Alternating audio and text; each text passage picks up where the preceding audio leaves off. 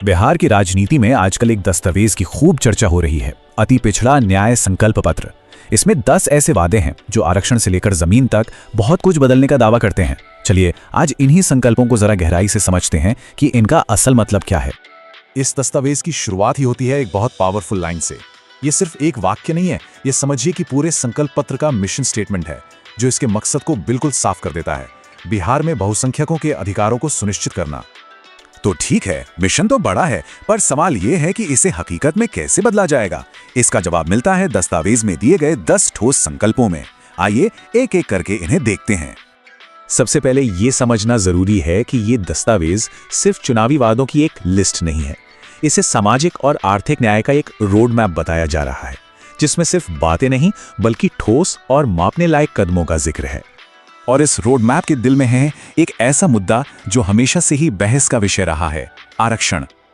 यहां बात सिर्फ मौजूदा आरक्षण को बचाने की नहीं है, बल्कि इसके दायरे को और भी बढ़ाने का प्रस्ताव है। यहाँ दो बहुत बड़े और फ्रैंकली काफी दिलचस्प प्रस्ताव हैं। पहला, आरक्षण की 50% सीमा बढ़ाने वाले कानून को संविधान की 9वीं अनुसूची में डालना। अब इसका सीधा सा मतलब यह है कि इसे अदालत में चुनौती देना बहुत मुश्किल हो जाएगा।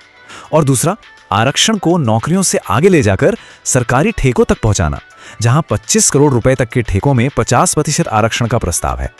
अच्छा, अब स्क्रीन पर एक और नंबर देखिए, 30%। ये नंबर भी एक बड़े बदलाव की ओर इशारा कर रहा है, लेकिन ये नौकरियों के बारे में नहीं है। ये जुड़ा है स्थानीय सरकार से। प्रस्ताव है कि पंचायत और नगर निकायों में आरक्षण को मौजूदा 20% से बढ़ाकर 30% कर दिया जाए। मतलब जमीनी स्तर पर पॉलिटिकल रिप्रेजेंटेशन में एक बहुत बड़ा इजाफा होगा। राजनीति के बाद अब बात करते हैं शिक्षा की। ये संकल्प अवसरों की समानता को शिक्षा के क्षेत्र में भी ले जाना चाहते हैं। खासकर उन प्राइवेट इंस्टीट्यूशंस पर फोकस है जो अब तक आरक्षण के दायरे से कह सकते हैं बाहर थे।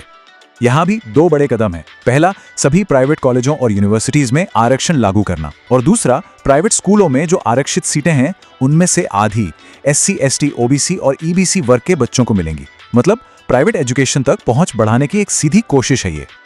चलिए शिक्षा और नौकरियों से आगे बढ़कर अब कुछ सबसे बुनियादी चीजों पर आते हैं। रोटी, कपड़ा और मकान वाली बात, जमीन, रोजगार और सुरक्षा। देखते हैं इनमें क्या प्रस्ताव हैं। भूमिहीनों के लिए एक बहुत अहम वादा है। SC, ST, OBC और EB समुदायों के जिन परिवारों के पास जमीन नहीं है, उन्हें जमीन देने का संकल्प है। शहरों में 3 डेसिमल और गांव में 5 डेसिमल। आपको अंदाजा देने के लिए 1 डेसिमल करीब 435 स्क्वायर फीट होता है। तो यह आर्थिक सुरक्षा की तरफ एक ठोस कदम हो सकता है। अच्छा, अब एक बड़ा ही दिलचस्प सवाल है। सरकारी नौकरियों में अक्सर एक टर्म सुनने को मिलता है, नॉट फाउंड सूटेबल। कभी सोचा है इसका मतलब क्या है और ये इतना जरूरी क्यों है? जवाब अगले संकल्प में है। होता क्या है कि इस वजह से अक्सर आरक्षित सीटें खाली रह जाती हैं। तो ये संकल्प कहता है कि इस नॉट फाउंड सूटेबल सिस्टम को ही खत्म कर दिया जाएगा, ताकि रिजर्व पोस्ट खाली ना रहें और जो योग्य उम्मीदवार हैं उन्हें उनका हक मिल सके। रोजगार के साथ साथ सुरक्षा का सवाल भी बहुत अहम है। इसी को ध्यान में रखते हुए अति पिछड़ा वर्गों के खिलाफ जो अत्याचार होते हैं उन्हें रोकने के लिए एक स्पेशल लॉ, एक विशेष कानून बनाने का भी संकल्प है। तो ठीक है, वादे तो बहुत बड़े बड़े हैं, लेकिन असली सवाल तो यह है कि ये लागू कैसे होंगे। कौन देखेगा कि सब ठीक से हो रहा है? इसके लिए दस्तावेज में एक पारदर्शी सिस्टम बनाने की बात भी की गई है। और इस सिस्टम के 3 हिस्से हैं। पहला, एक कमेटी बनेगी जो देखेगी कि अति पिछड़ा वर्ग की लिस्ट में सही प्रतिनिधित्व हो। दूसरा, एक अथॉरिटी होगी जो आरक्षण ठीक से लागू हो रहा है या नहीं उसकी निगरानी करेगी। और तीसरा, जो कि बहुत महत्वपूर्ण है, इस लिस्ट में कोई भी बदलाव सिर्फ विधानसभा ही कर पाएगी। मतलब पूरी प्रक्रिया लोकतांत्रिक रहेगी। तो कुल मिलाकर देखें तो ये 10 संकल्प सिर्फ अलग अलग वादे नहीं हैं।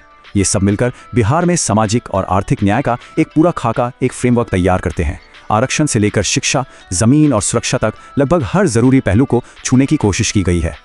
और ये सब हमें एक बहुत बड़े सवाल पर लाकर छोड़ता है कि अगर ये सारे संकल्प हकीकत में बदल जाते हैं तो आने वाले सालों में बिहार के सामाजिक ताने बाने पर, वहां की इकोनॉमिक स्ट्रक्चर पर इसका असर क्या होगा।